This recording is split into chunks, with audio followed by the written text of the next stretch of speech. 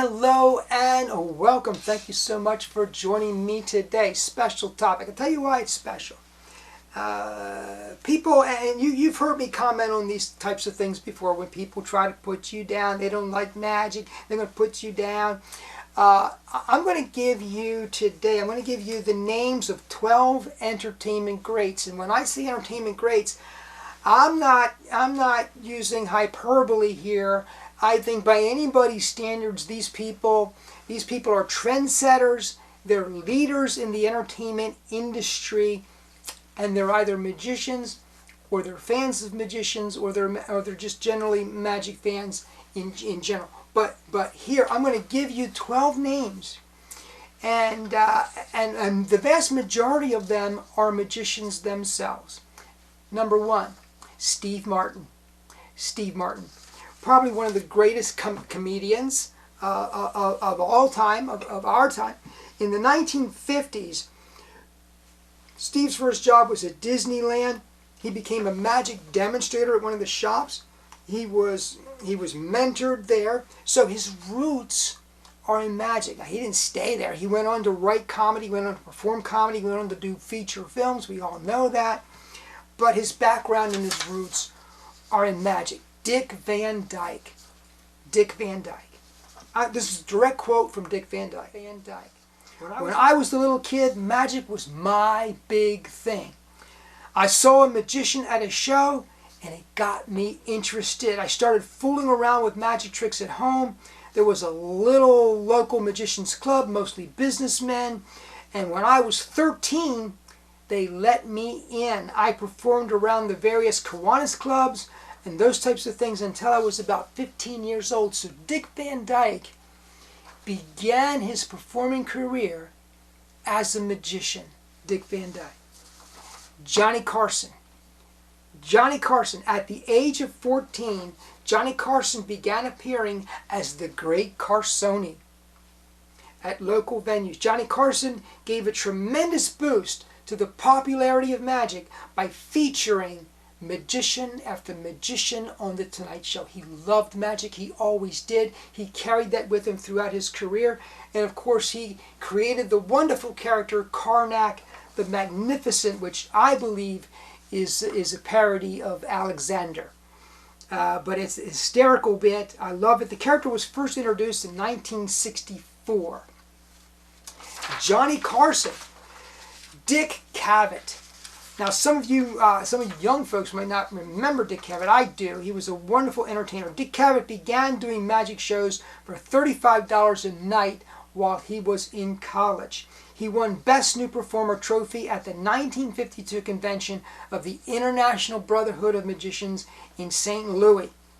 Around the same time, he met a fellow magician by the name of Jonny Carson, 11 years his senior, who was doing a magic act at a church in Lincoln. Dick invited many magicians to perform on his TV show. In October 1974, Dick Cavett interviewed Di Vernon, Derek Dingle, and Doug Henning. There were at least 2 appearances of Slidini, one in December of 1977 and one in May of 1978. Dick Cavett's Hocus Pocus, It's Magic, premiered in 1979. HBO's Magic Moments with Dick Cavett also was produced. Dick Cavett, another great champion of our art. Neil Patrick Harris.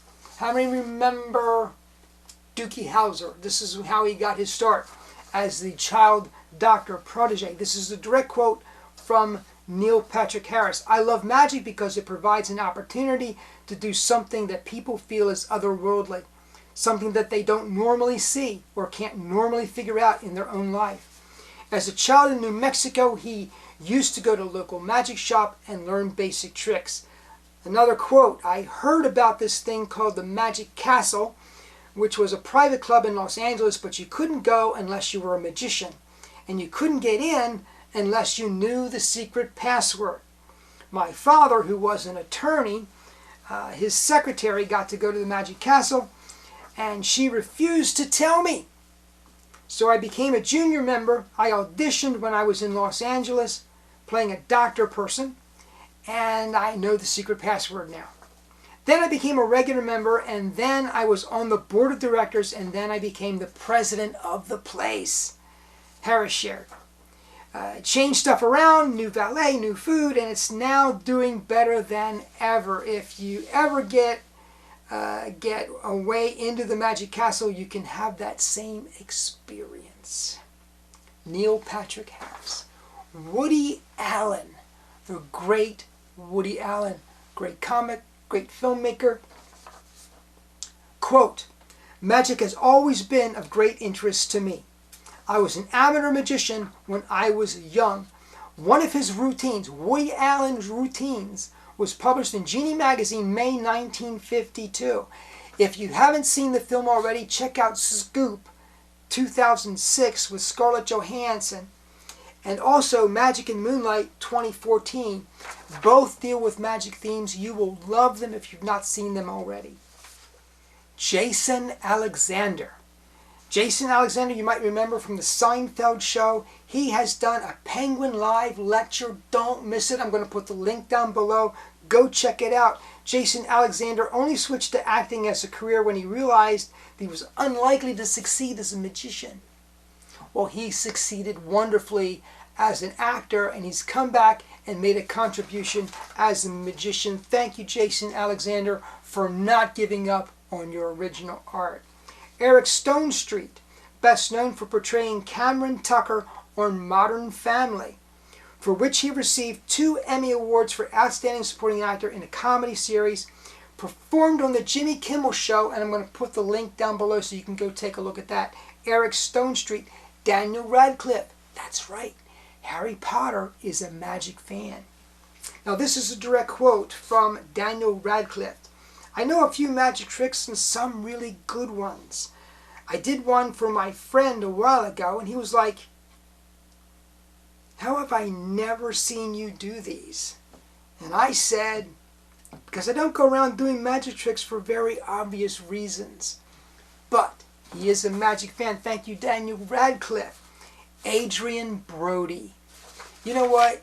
I mean, I have been an Adrian Brody fan for many, many years. I remember when he got his first Oscar, and I thought, what a talent, what a talent. And then when I saw him portray Harry Houdini in the History Channel's Houdini series, if you haven't seen that, oh man, it is just phenomenal.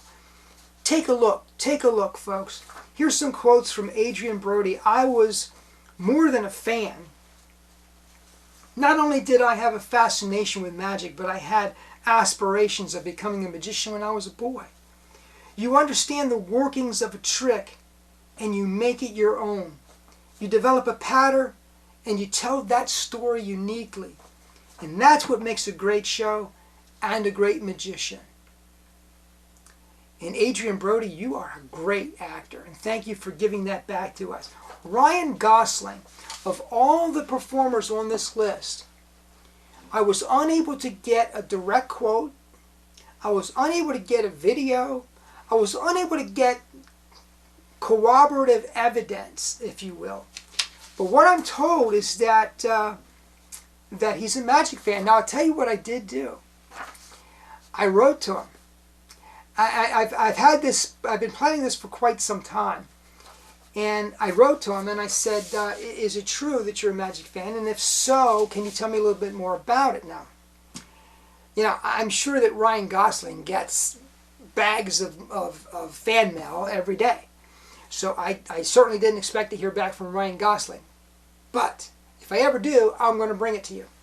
Ryan Gosling, magic fan. Finally, Jimmy Stewart, the legend, Jimmy Stewart. Jimmy began his career as a magician alongside Bill Neff. Now, I've talked about Bill Neff before. Bill Neff was one of the great ghost show performers in the ghost show era. That after the decline of the golden age, the rise of the movies, these performers were going in doing late night shows to introduce a horror film.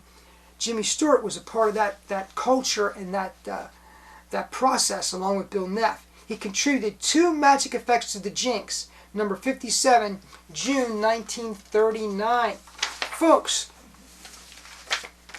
12 entertainer greats who were once magicians. I hope you've enjoyed this. Please subscribe down below if you've not done so already. Please comment. I love your comments. Have a great day.